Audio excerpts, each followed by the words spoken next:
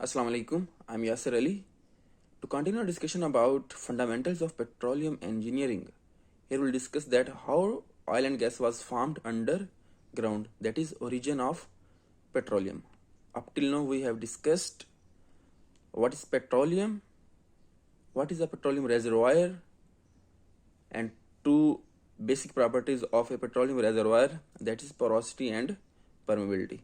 So to continue our discussion about fundamentals of petroleum engineering, here in this tutorial we will discuss that how oil and gas was formed underground, that is the origin of petroleum.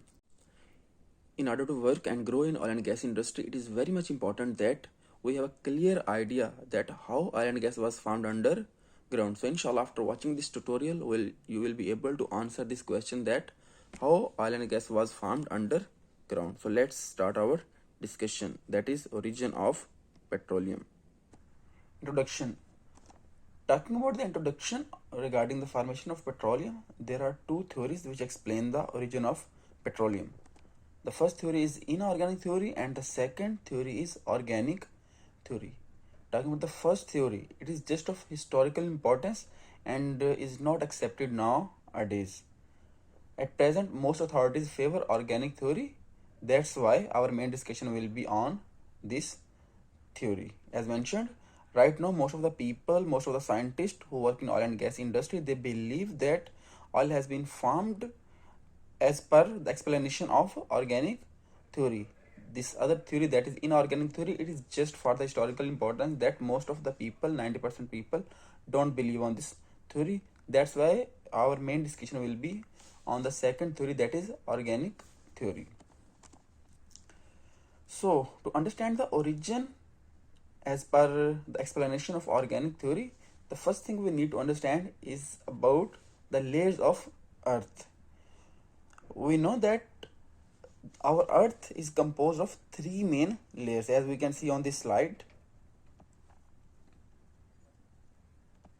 See, this is the view of the earth, and from the center to the surface, we know that its radius, or you can say that the center point of the earth till the surface, the distance is 6,400 kilometer.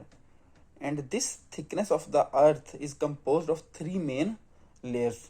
The most inner part is called core, then mantle, and then the crust. For understanding oil and gas formation, the part of the earth on which for which we are interested is the topmost part, that is the earth crust, and its thickness is from 0 to like 20 kilometer. So of course the earth radius is like 6400 kilometer, but for the formation of oil and gas we are just interested on the topmost layer, that is from 0 to like you can say 20 kilometer or 10 kilometer. Oil is just found in usually like 5 kilometer from the surface of the earth to the underneath. And the second thing we need to understand in this particular diagram, which showing the structure of the earth, is that the center of the earth is too much hot, okay, and its inner part is somehow molten due to this heat. So that's why, because the inner part of the earth is too much hot, there is this heat is coming up, because we need to know this thing when we will understand the formation of petroleum, that as we go deeper into the earth, as we go inside the earth, the temperature increases. That one point we also need to learn at this stage.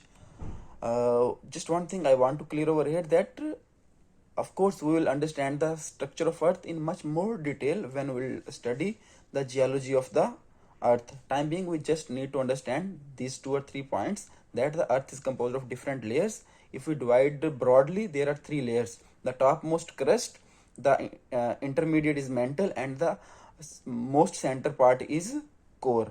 And for the formation of oil and gas, to understand the origin of oil and gas, we need to just understand the topmost layer, that is crust. And from the crust we only are interested from 0 to like 5 kilometer or 6 kilometer, or you can say that 500 meter 5000 meter or 6000 meter.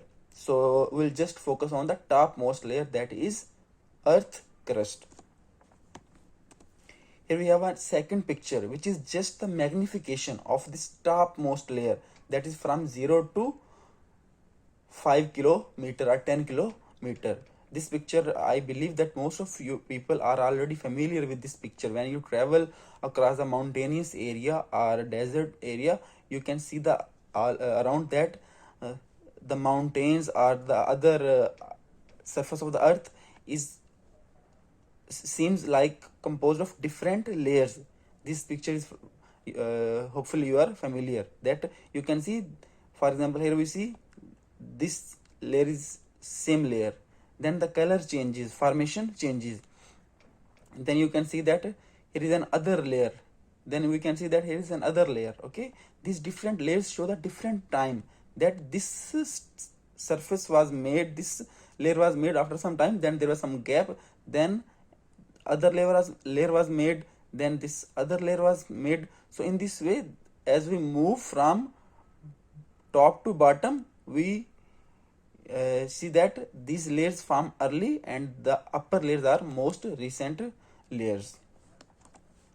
Then here we have the other picture of same thing, that this is a picture of a mountain. You can see that mountain is also composed of different layers. As I already explained, these two pictures are just the magnification of this first part, that is earth crust.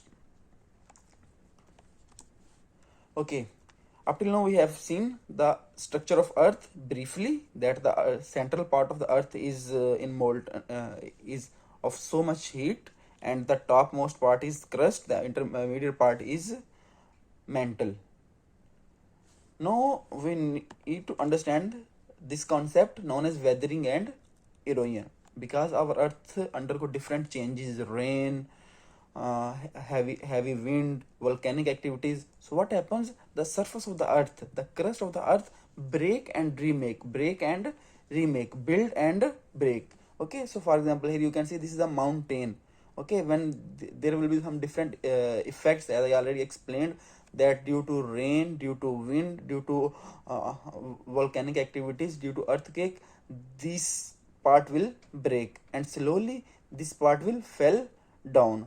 This phenomena of breaking and rebuilding is known as weathering and erosion, that due to weather conditions, due to changes in weather, the earth surface erode, earth surface break out. Okay, so what happen then, when rain happen, these particles which are broken due to different factors, as I already explained, they will accumulate in the at the surface of the sea or ocean.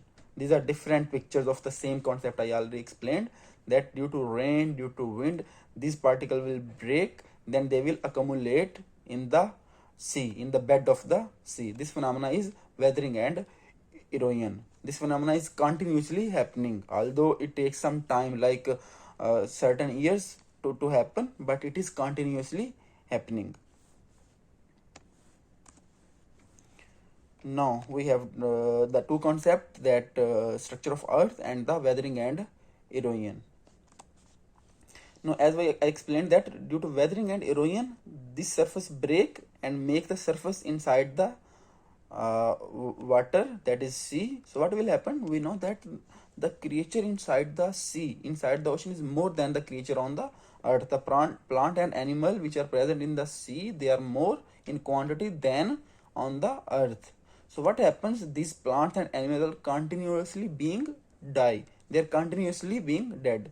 So when they get die, they fell on the bottom of the sea. So what happens, when they will fall down on the bed of the sea, due to weathering and erosion, these sand particles, this dirt will accumulate on them. As we can see on these pictures, these are the dead animals.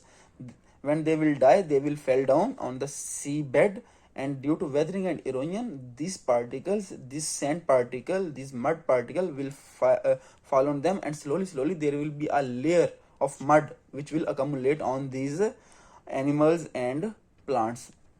So ultimately what will happen, there will be a pressure on these dead marine animals and plants.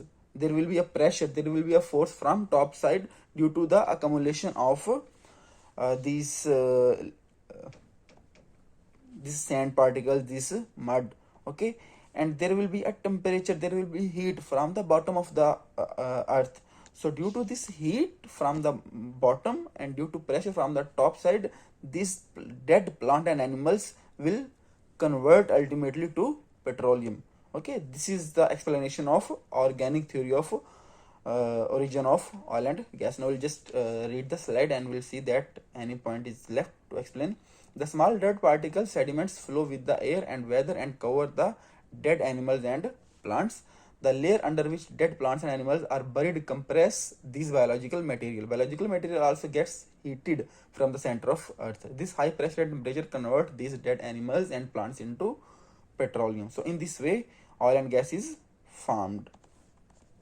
So I hope that you have some idea about that how oil and gas was formed underground. If you have any question, you can ask in the comment section. Thank you very much. See you in the next tutorial.